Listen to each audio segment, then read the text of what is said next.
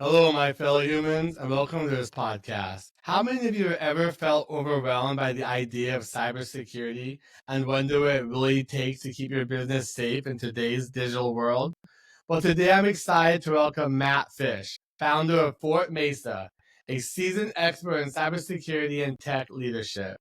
Matt's been a forefront of the making security simple for businesses, helping them manage risk and streamline operations with innovative software solutions. He has years of experience as a consultant, CTO, and entrepreneur. That brings a unique perspective on how technology and security can drive both growth and resilience for organizations of all sizes.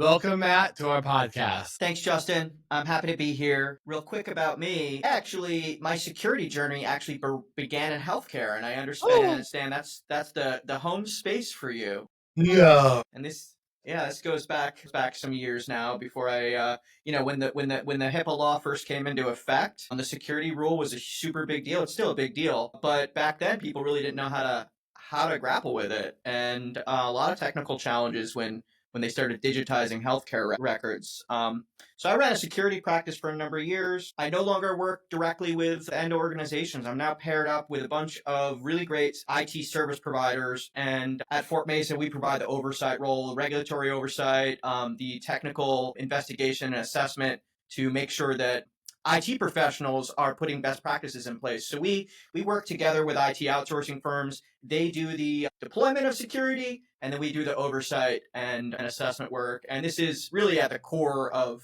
security theory, is to have someone watching the watchers, so to speak. So that's who we are. Justin, Awesome. I am curious, how's your week doing? Like, are you excited for the weekend? No, not really. I don't believe in weekends anymore. I work like 9 days a week. Yeah, I've done the 9 days a week thing, but at least for me, after a 50 or 60 hour work week, your brain just stops working, and you might be pretending those last 20 hours that you're being effective. I don't know. Good question. By pretending those, I have to really look at deep down and really think about that.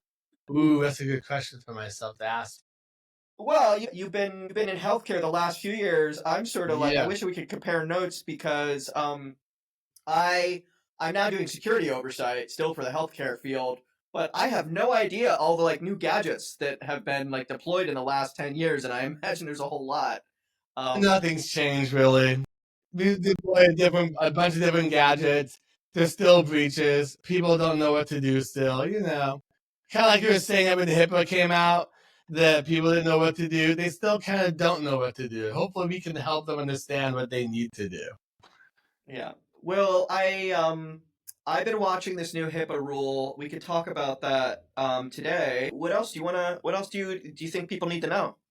Well, I know there's a lot of misunderstandings of what it means to be compliant or to actually secure their computers. There's a lot of misinformation of just having IT being reactive, but not having cybersecurity to be proactive in the organizations.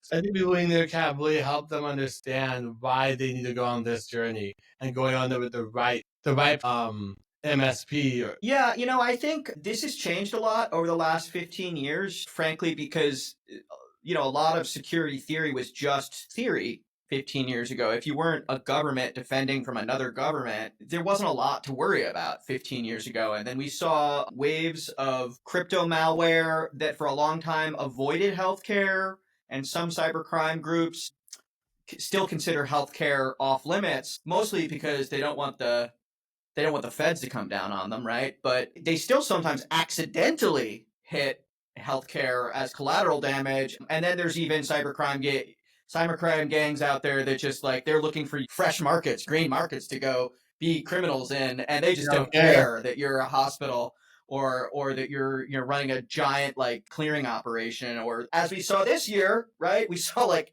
was like a big chunk of the East Coast just like couldn't buy drugs. Dude, it's crazy. Because one of those clearing warehouses got shut down. But yeah, people sometimes don't care anymore. In the criminal underground, it's a business, right? The business of business is business. As a service. In cybercrime land. Yeah, as a service.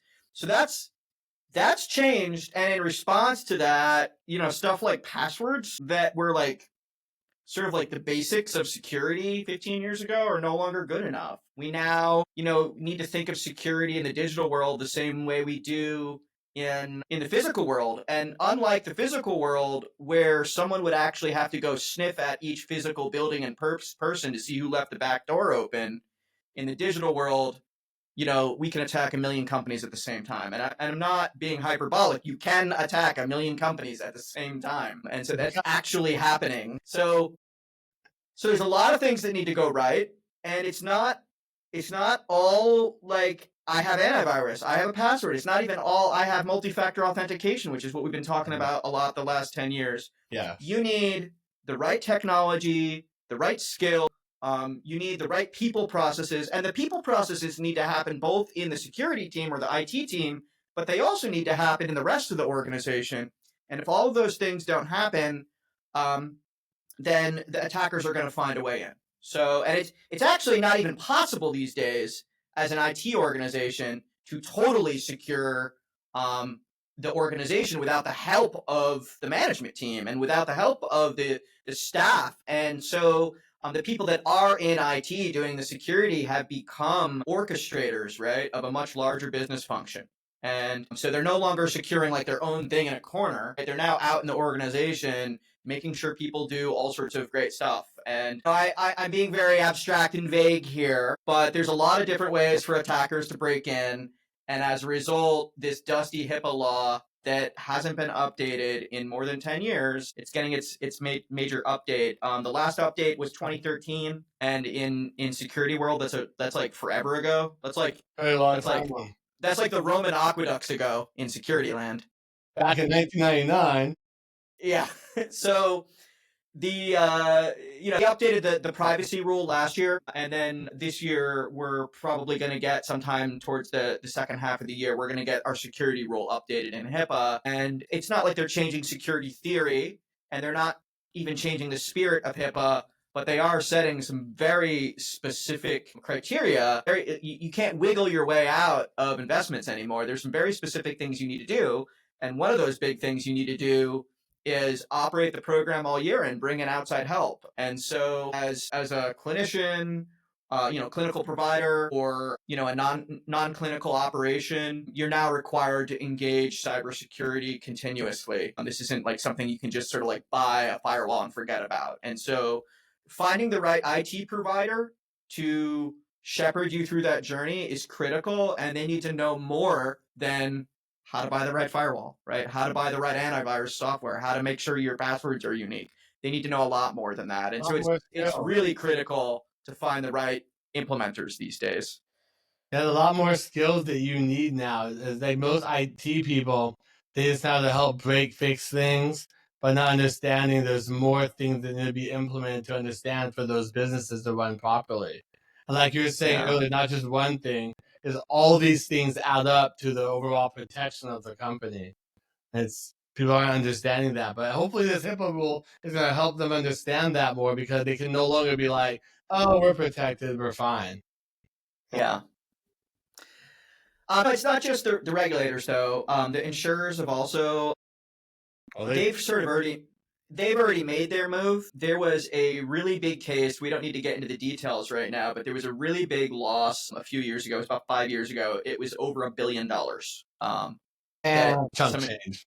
It basically wiped out an insurer. And the reinsurer went to bat and fought it in court and won.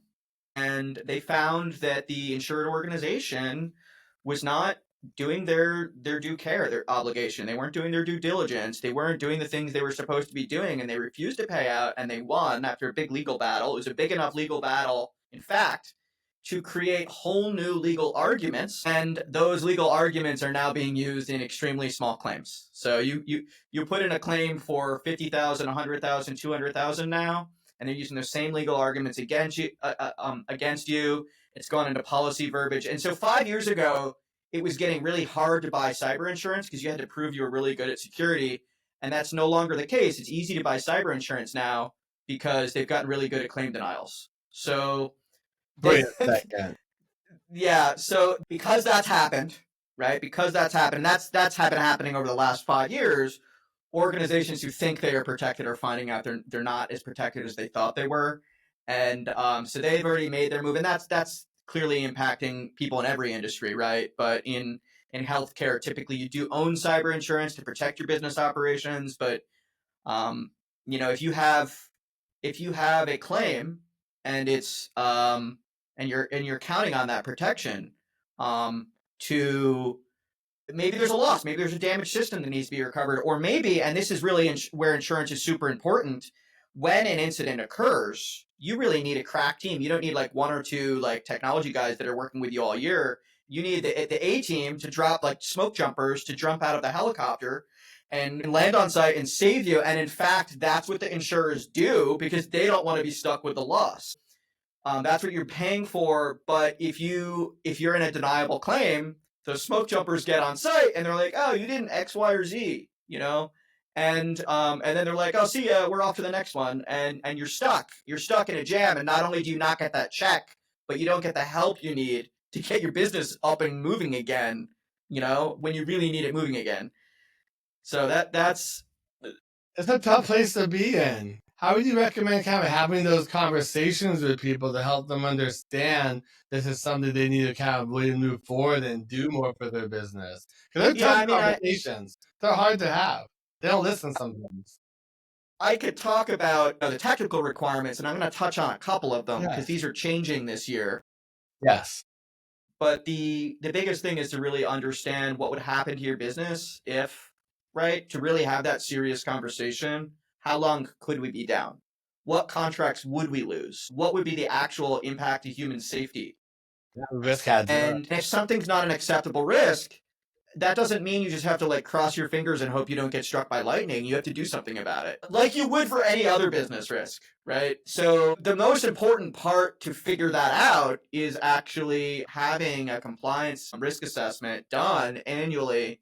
And in fact, that's one of the biggest things that's changing in this rule update is we have been required to do what are called security assessments for the last 15 years in HIPAA, but it was always possible to sort of self-attest. Anyone in the organization could be like, okay, we've done the security assessment and here's my post-it note version of it, and we are happy with our risk and we're good. That made no sense to me. As long as you papered it, right? As long as you wrote it down that it happened, if a regulator... Yeah, if anyone ever came to check, it was like, oh, we did the thing, and an expert might look at it and be like, well, that wasn't a very good job. Do you even know what you're doing? You'd say, well, I thought I knew what I was doing, and that actually was good enough. But one of the big changes is you're required to bring in outside experts now, and those outside experts, they need to be credentialed, so they need to have the right type of experience as outside assessors.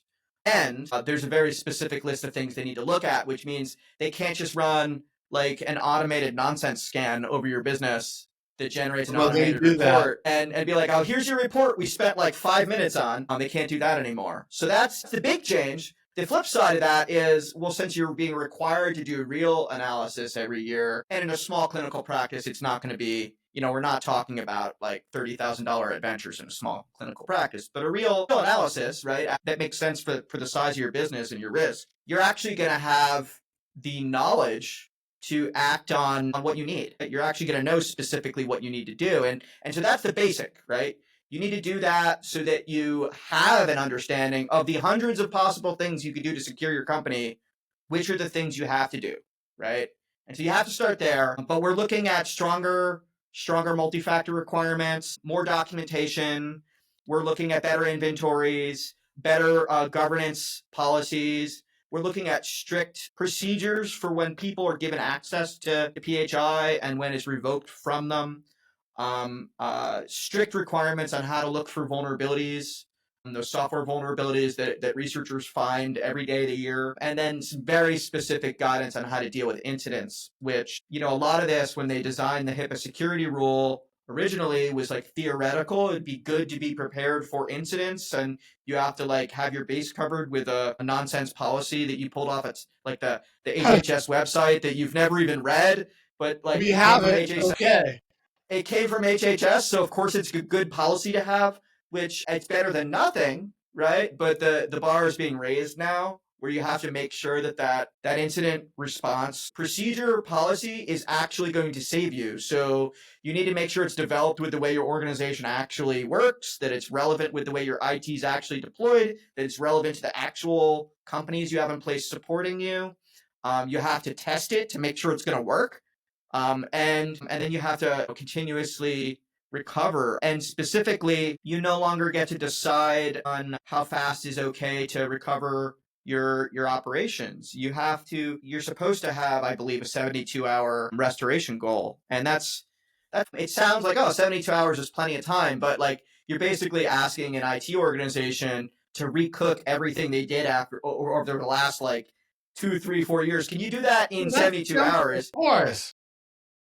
It's a big deal. It's hard. Especially It's with all hard. these organizations, only have like one IT or just an IT department, but they expect them to be doing all of this stuff.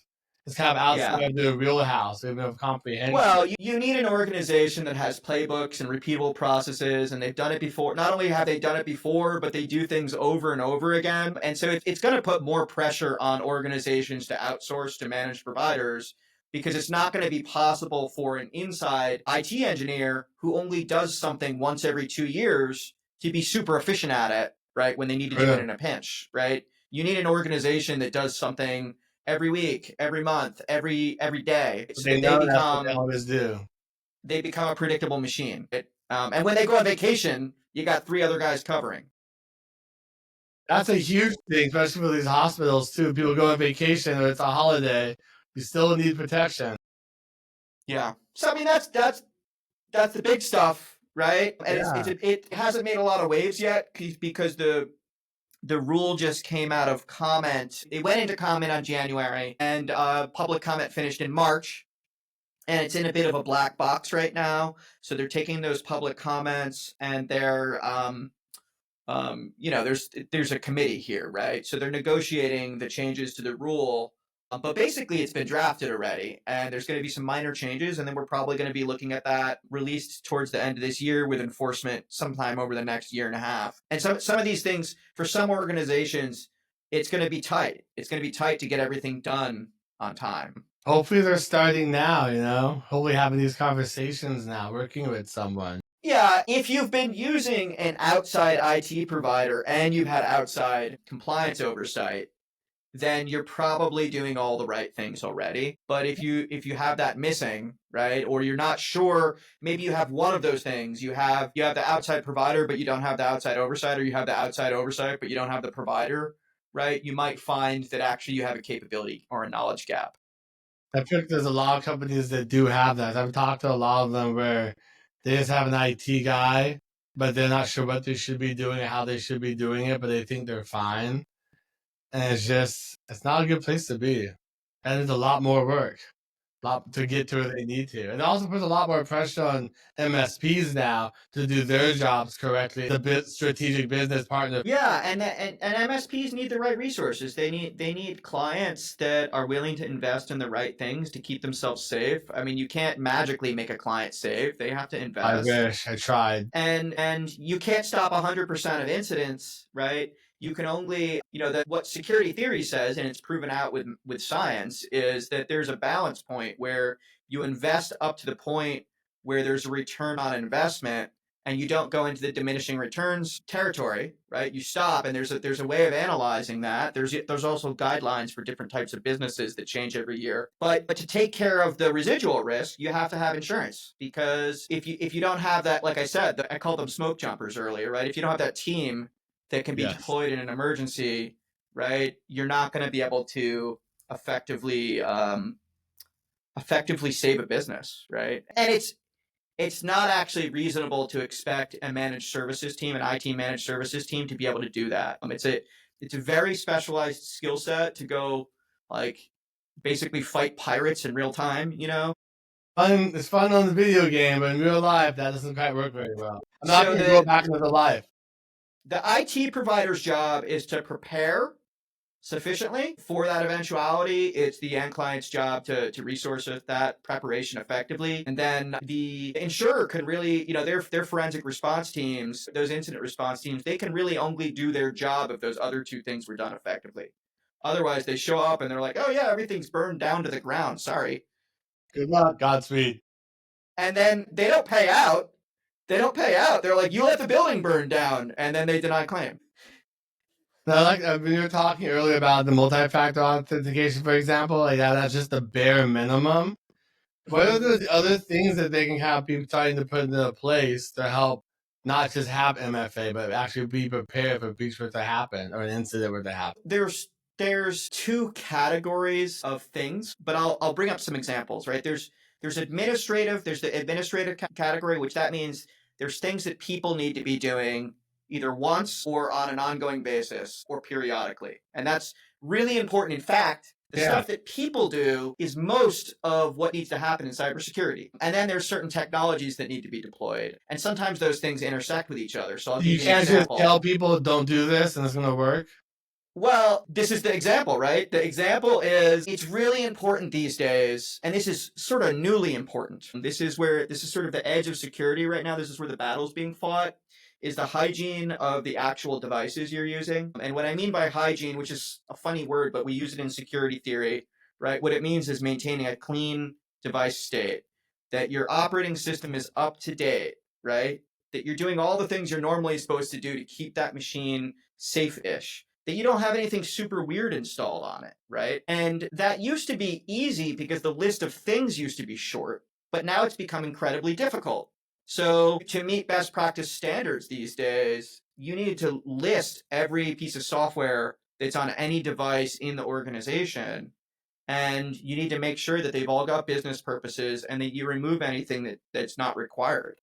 And in addition to that, you remove anything that's not currently supported, right? That doesn't have there's not a security team someplace responsible for the safety of that app, right? Someplace in the world, there needs to be a team that's taking care of that app. And if it's a free app or it's a video game or something like that, it's probably Swiss cheese and it's dangerous. Yeah, it's dangerous. So those things need to come off the machines. And you could say that, but this is where the intersection of people this is the intersection of people and technology, because even if someone wants to comply with that, right? Sure. They're like, I think I don't have anything weird, but do they even know what's on their computer? If they've been using that computer for a few years, right? And do your users realize that doesn't just mean it's software that they installed, but it also means browser extensions like Honey? Grammarly, famously, they used to send all your keystrokes back to central servers, which is like a big no-no in security world. And then they stopped doing that because they stopped doing it because it was a security nightmare. And so then it was being done local on the device. But then they started doing it again because now they want to AIify it, so they have to send it out to the AI. It hurts. So I mean, it sounds innocuous. Oh, we're using Grammarly. It makes our grammar better. But actually, stuff like that, and I don't mean to pick on Grammarly because maybe they're okay. But it's an example of something that, look, I would find that the business justification there really difficult unless your job was copy editor, right? Like, unless that's your title, right? It doesn't have to be perfect, just done. Yeah, I would find that difficult to justify. So that's an example, but you actually need a sophisticated set of people processes to constantly monitor what's installed on a machine, and if something shouldn't be there, to figure out what to do about it.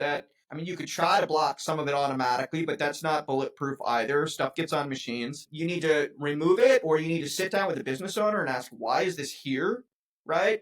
So you need to research, is this thing something safe, right? All that takes people, right? And then in addition to that, you need technical safeguards. So what should be happening is when someone logs onto the company network, and I know we all used to like literally log onto the company network with these remote VPNs, but these days, what I mean by company network, I mean the cloud with your company identity. On-prem, hybrid. Keeps stuff. It doesn't matter where your data is. If the email is company email and it's being beamed to you someplace in the world, you're essentially on the company systems, you're on the company network. So to connect to those systems, ideally, there's some inspection happening that's looking at your device and saying, okay, Are they running a recent version of their iPhone operating system or Windows? Are they all patched up and safe? Do they have an anti-malware or antivirus protection capability? Have we checked for vulnerabilities on this device? Do we know that they've got a safe software space on their device? And the list gets more technical from there.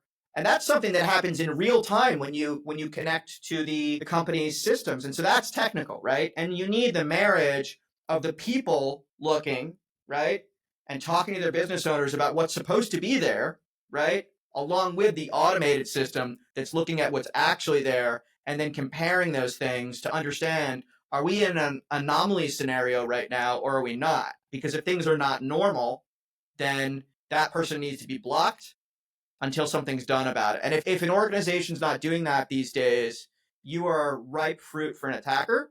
And it's not like if you're going to get hit, it's just like how many days from now are you going to get hit? Or Right? they're in there right now. Yeah. Or there are organizations I know.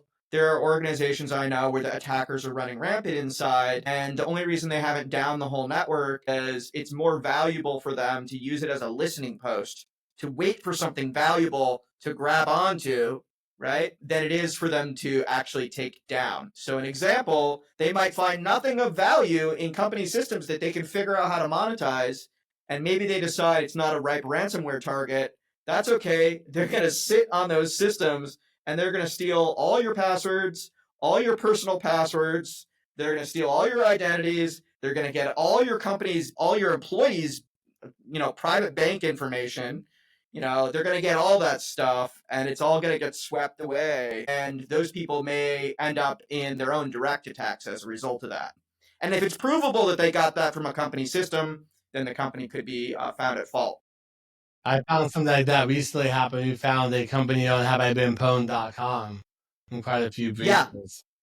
Yeah. So there's dark web scanning that's available these days that it does provide some value. It's not at the top of the security list, but it's like a radar for, is my information just like floating out there on the dark web? But even if it's not floating out there, it could just be out there locked away someplace, because it doesn't end up floating in the dark web freely until whoever stole that data says, I'm done with it.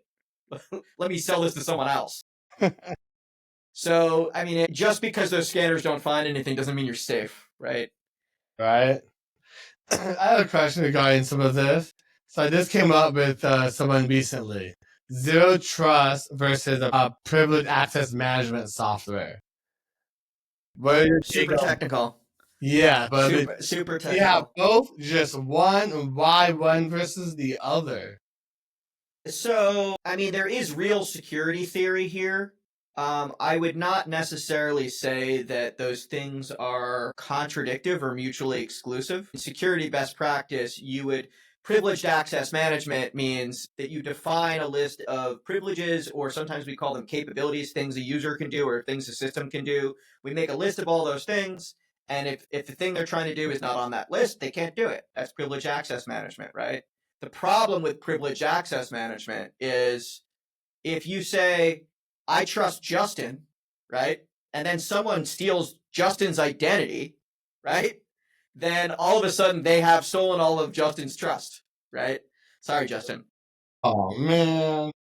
Where zero trust comes in is it says, well, we wouldn't normally trust just anyone, but we're willing to trust you, but then we don't automatically trust that you're Justin. So we trust that you're allowed to do this thing if we know you're Justin, but we don't necessarily trust that you're actually Justin, nor do we trust that Justin's on a safe computer.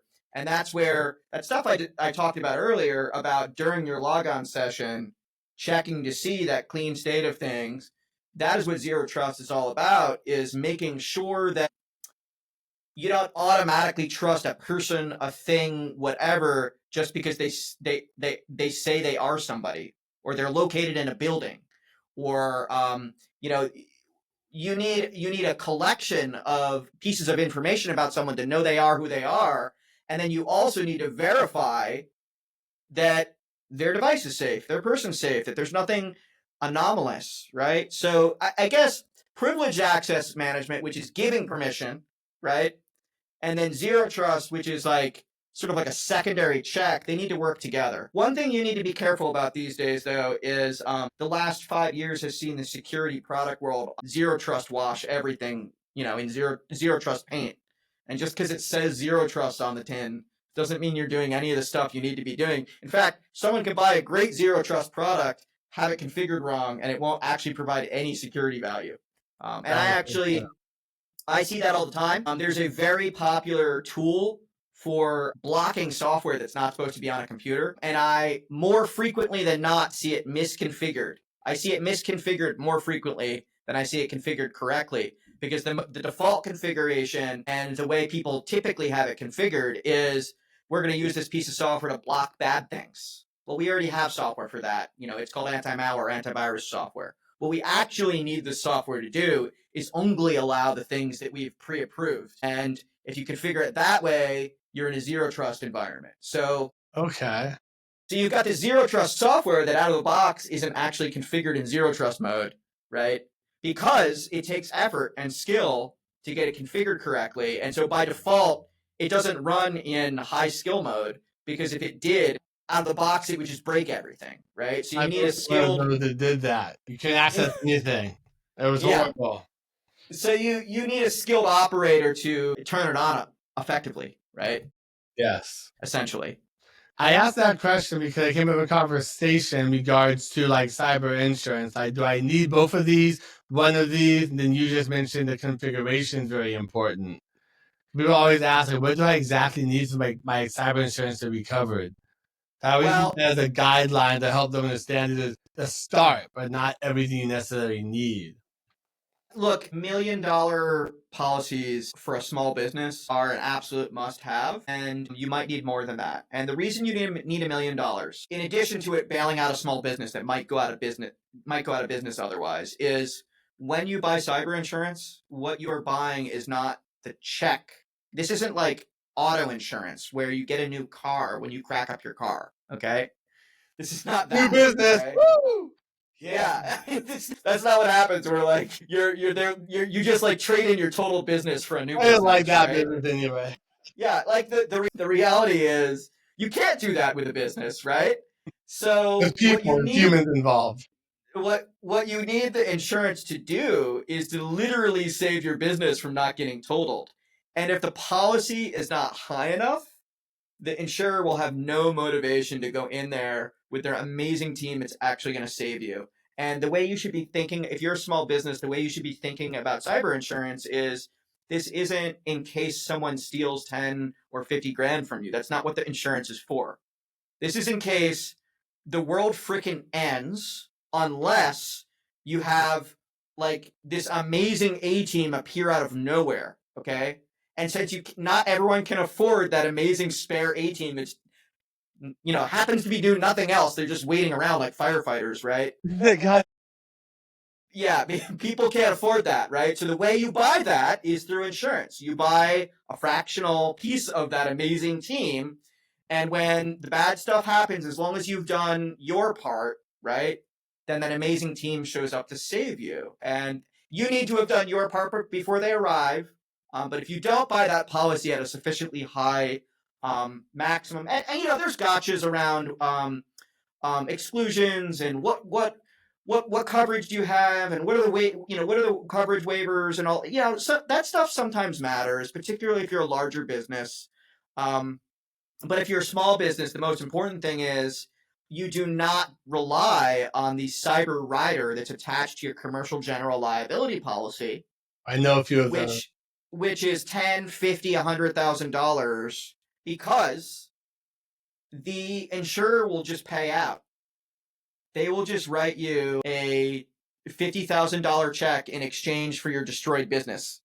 And that's not really why you want cyber insurance. Wait, because they keep my business? Wait a second. They're just going to pay out, and they're going to be like, okay, we don't have to send any experts to this guy. He only has $10,000 of coverage. We're just going to pay it. And that's the reality. If you're worried about someone stealing 10 grand, you're worried about the wrong thing. You should be worried about the end of your business. Complete end. Because that's what's happening to small businesses that are uninsured, who haven't protected themselves, and they have an incident, That's what's happening. They're just ending. I've always wondered about this and still questioning it to understand that as you build a business and as you're in business and you understand all these processes, all these things you have to do, why isn't cyber and technology one of those things that are at the table that you need to kind of build also? Why isn't that just so common? It seems so uncommon. I do this thing. I go to conferences. I'm one of those guys that goes to conferences. I try to sell stuff. One of the things I love to do when I go to a conference is I sneak out of my conference, especially if I'm at a large expo center like Vegas or something like that. I sneak out and I go down the hallway and I go into other conferences. And they love doing that because I'm at the security or technology conference. And I went to this Florida Land Title Association conference that I snuck into. I think it was last year. And I go in there and there's this MSP on the stage, like basically training all the small business owners what they need to do in cyber. And so I would say, Justin, actually, if business owners are going to their industry events or they're listening to thought leadership in their industry, people are talking to them about these things. That doesn't mean that they've necessarily acted on them. Or listen. But if you're not stuck in the day-to-day grind of operating and you're out there and you're listening and you're training yourself on best practices in your industry, and I'm not talking about the tech industry, not talking about the cyber industry. The example just now, remember, was the Florida Land Title Assessors Association, I believe. Yes. And cyber's happening everywhere, and I think young people that are becoming business leaders at now today in 2025, right? They also are receiving this from a number of places, right? The real business leaders that are at risk are the ones that are experts in field, right? Leaders in their industry, that because they're leaders in their industry and because they're best in industry for what they do, right? Or maybe they're just trapped day to day in operations, right, and aren't really paying attention. They don't know what to do. They don't know what they should be doing. They theoretically know they're supposed to do something about cyber, but they don't know the specific steps that they're supposed to be Get to it taking. tomorrow. Or they delegate it to someone else. So I'm optimistic for tomorrow's leaders, right? That we are going to be headed the right direction, and that education is there and it's becoming there. I mean, if you haven't been hiding under a rock for the last 15 years, you've picked up any newspaper any day of the year. What do you mean my on the front information is page. stolen? Yes. That's my name. Huh, my company. Yeah.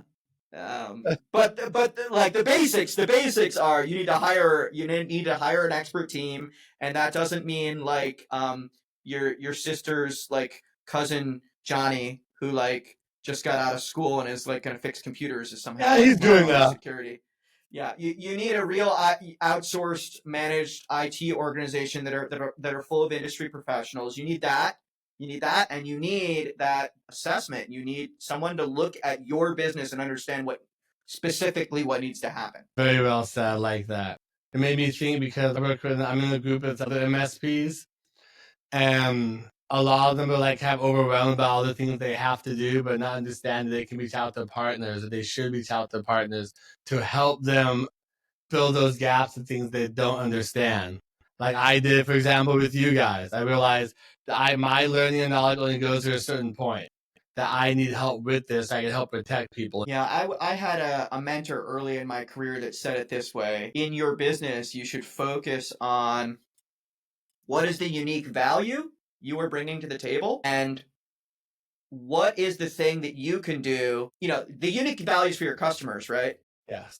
What is the unique competitive edge or skill set that your team has that maybe doesn't have direct customer value, but you think can create a competitive advantage in your market? And those are the things that you should be focused on. And everything else, you just need to find competent people that are those in their spaces, right? Yes. And that's how you're really going to build the A team that conquers, right? That's how you're really going to grow your business. That's how you're going to be efficient. That's how you're going to really be able to master your space, right? Yeah, of course. Build an A team, and you can't be an A team in everything, right? So I haven't done my own accounting in many years because. Wait, you're supposed to do bookkeeping? Oh, shoot. I hire professionals for Yeah, that. no girl named Alex for that. I hire professionals for that. I probably do more legal than I should, but I outsource the legal because I'm not a lawyer, right? Mm. You know, there's stuff that we give to professionals, and IT and security is that, and everyone needs it, right? Percent. Couldn't agree more with that. Before you wrap up here, I just want to ask you a few more questions. Like, Sure. looking back on your journey, what's one lesson or piece of advice that you wish you had before you started that you can give others out there along their journey right now? Oh man, Maybe a few pieces. so many things. One of the hardest things that I don't want to say struggled with, right? But constantly worked to improve in myself is to build a network of people that want to see you succeed, right? To find those mentors, stay in touch with them, listen to the good advice and the bad advice, and you know, you're going to get bad advice. You're going to get bad advice that whoever's giving it to you thinks it's good. You can get right? bad coaches too, shoot. Yeah. And so it is a challenge to try to figure out which is the good advice and which is the bad advice. But I wish I had started that journey and invested in that a little earlier. I like that.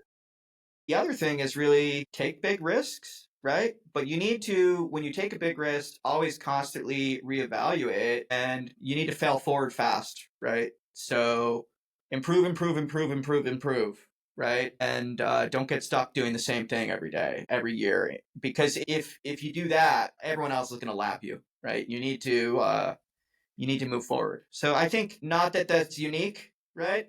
But Powerful.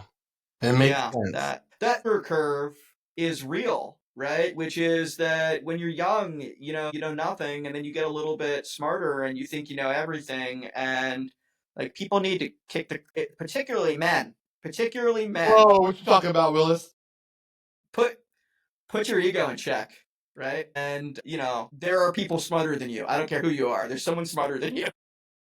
I love how you said that, put your ego in check. I see that with a lot of men out there, actually, especially like to a lot of these companies and vendors. It's tough sometimes, man. I don't know. That's all I got. Thank you. Really appreciate that advice for you. And one last question here I ask everyone at the end of my podcast. What does it mean to you to be a human being? I believe in the struggle. I believe in the moral application of will. This is like super esoteric, right? But what I don't believe life should be easy, right? I believe that we're moving forward as a species, as animals, as humans, right? As beings, and that we all need to pull on the rope together. And if you're not struggling to pull that rope, like what the heck are you doing? Get out of here, right? Make space for someone else. Hit the road, Jack. Yeah, that's what it means to be human to me. Beautiful. I love how you put it. Everyone always has something different, and it really adds to the overall essence of being a human being. Just to understand what other people, where they're coming from, their mindset. And a lot of that has to do with the businesses we're building, the people we're protecting. We're humans at the end of the day, you know? We're working with other humans to help other humans succeed. Yeah, It's very important, that's why I'm doing what I'm doing. right? I hope we're not out for the comfort, our listeners, right? There's nothing comfortable about this business, okay? I'm looking for that. I'm still trying to find it. I haven't found it yet. Maybe one day. Well, thanks for having me on, Justin. Yes, man. I want to thank you for coming on here. I appreciate your insights, wisdom, and knowledge. It's been really great. So much powerful words. I was like kind of blown away. But absolutely amazing. Thank you. You have a good rest of your day.